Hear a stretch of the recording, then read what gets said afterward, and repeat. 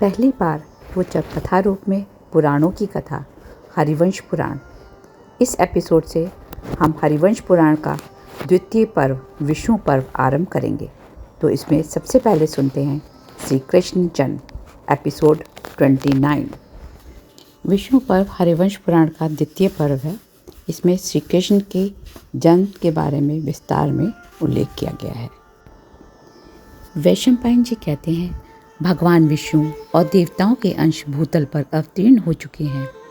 यह जानकर देवर्षि नारद कंस को उसके निकटवर्ती विनाश की सूचना देने के लिए मथुरा गए। दूत से जब कंस को नारद मुनि के आगमन का समाचार मिला तो वह जल्दी जल्दी उनके पास पहुँचे। उसने नारद जी को प्रणाम कर पूजन किया और बैठने को आसन दिया। नारद मुनि आसन पर बैठ गए तो वह कंस से बोले, वीर, तुमने मेरा शास्त्रीय विधि से पूजन किया है, इसलिए मैं तुम्हें एक आवश्यक बात बताता हूँ। तात, मैं ब्रह्मलोक आदि सभी स्वर्गीय लोकों में घूमता हुआ मेरु पर्वत पर पहुँचा तो वहाँ मैं शिखर पर विराजमान ब्रह्मा जी की सभा में गया, जहाँ देवताओं का समाज जुड़ा हुआ था। उस सभा में देवताओं की जो गुप्त मंत्रणा हो रही थी, उसमें मैंने सुना कि सेवकों सहित तुम्हारे वध का विचार हो रहा है। मैंने जो सुना उसके अनुसार तुम्हारी छोटी बहन देवकी का 8वां गर्भ तुम्हारे लिए मृत्यु रूप होगा, वही तुम्हारी मृत्यु का कारण होगा। वत्स, यह मेरा तुम पर प्रेम है, जिसकी वजह से मैं तुम्हें यह बताने आया हूँ। अच्छा, तुम्हारा कल्याण हो, मैं चलता हूँ। ऐसा कह नारद जी नारायण नारायण करते वहाँ से चल दिए। नारद जी के जाने के बाद कंस बहुत देर तक उनकी बातों पर चिंतन करता रहा। फिर वह जोर जोर से अट्टहास करने लगा और मुस्कुराते हुए सेवकों से बोला, यह नारद मुनि सर्वसाधारण में उपहास के ही पात्र हैं।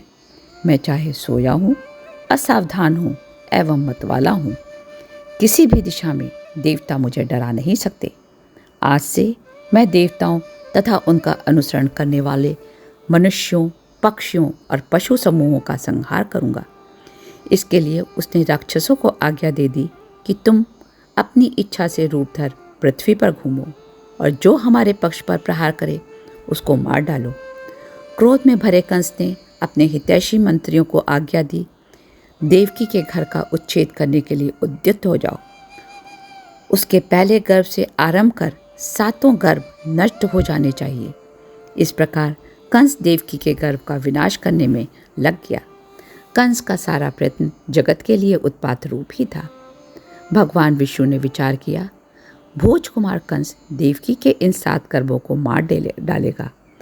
8वें गर्भ में मुझे अपने स्वरूप का आधान करना चाहिए।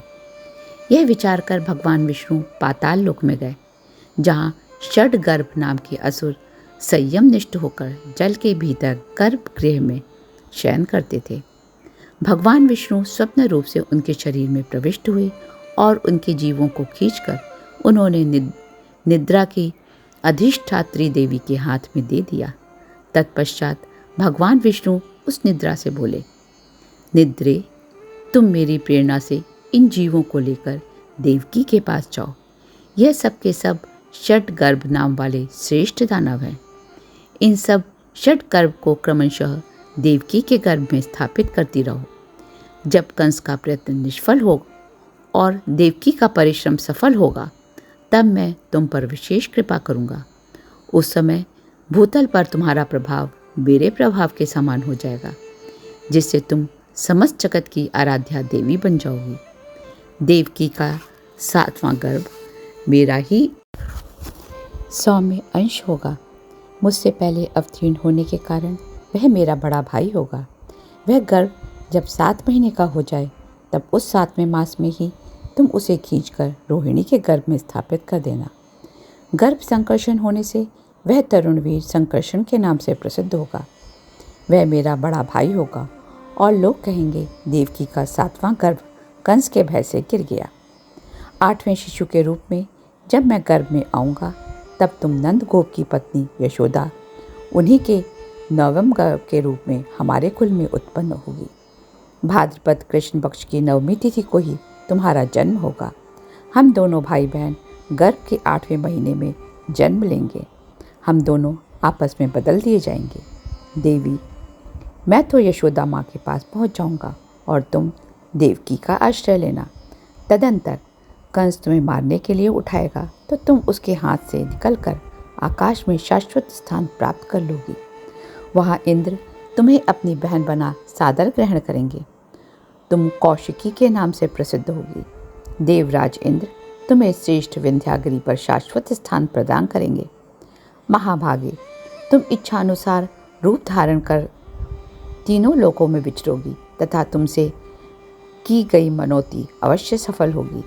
इस तरह योग माया को यह आदेश दे भगवान अंतर्ध्यान हो गए।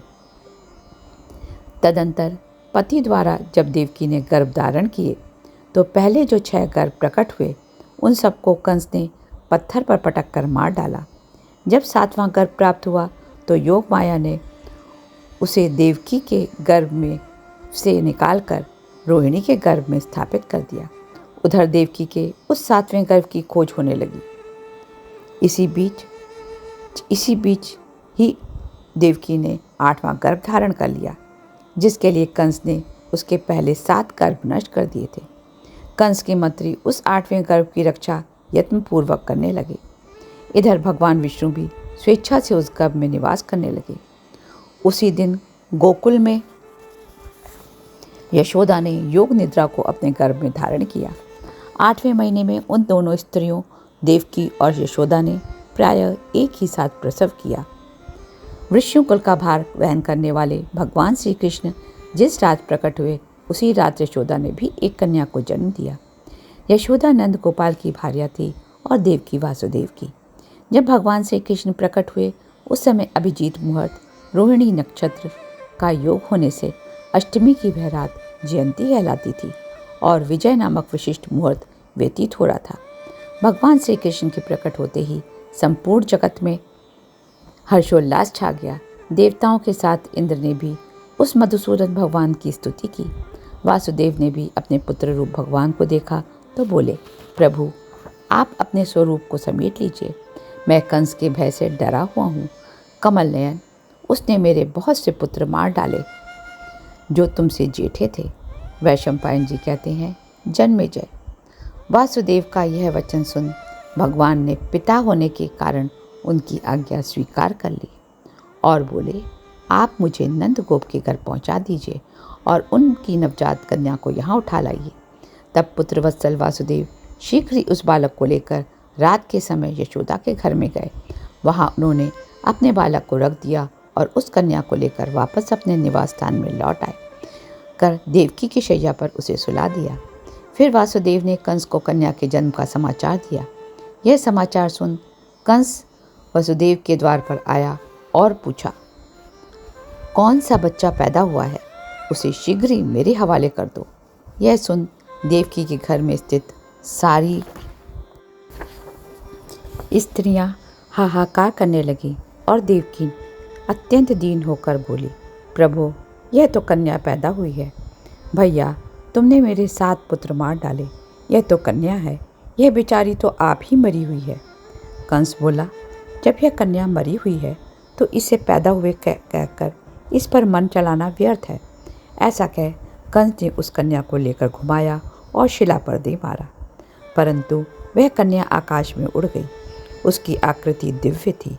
वह ऊपर से ही रोष में भरकर बोली, कंस तूने जो अपने ही विनाश के लिए मुझे मार डालने का प्रयत्न किया है, उसके कारण मैं तेरे अंतकाल में अपने हाथों से तेरी देह फाड़कर तेरा खून पीऊंगी। ऐसा कहकर वह देवी आकाश में लुप्त हो गई। उसके चले जाने पर कंस ने उसे ही अपनी मृत्यु समझा और एकांत में देवकी के पास लज्जित हो बोला, बहन मैंने मृत्यु को टालने के प्रयत्न में तुम्हारे पुत्र मार डाले। बहन मैं तो उनके वध को निमित्त मात्र बना। तुम पुत्रों का शोक ना करो। काल ही मनुष्य का शत्रु है, काल ही सबको संसार से उठा ले जाता है। देवकी बोली, वत्स तुमने जो मेरे पुत्रों का वध किया उसमें तुम ही कारण नहीं बल्कि काल भी इसमें कारण है। परंतु आज जो तुमने अपने कर्म की निंदा कर मेरी शरण में आए हो तो इससे मैं अपने पुत्रों के शोक को किसी तरह सह लूँगी। अतः तुम जाओ, मेरे दुख का विचार छोड़ दो। देवकी की बात सुन कंस खिन्न मन से अपने भवन को चला गया। जय श्री कृष्ण। और इस तरह से श्री कृष्ण की लीलाएं आरंभ हो गईं। अगले एपिसोड में सुनेंगे पूतना वध। Please don't forget to like, share and subscribe.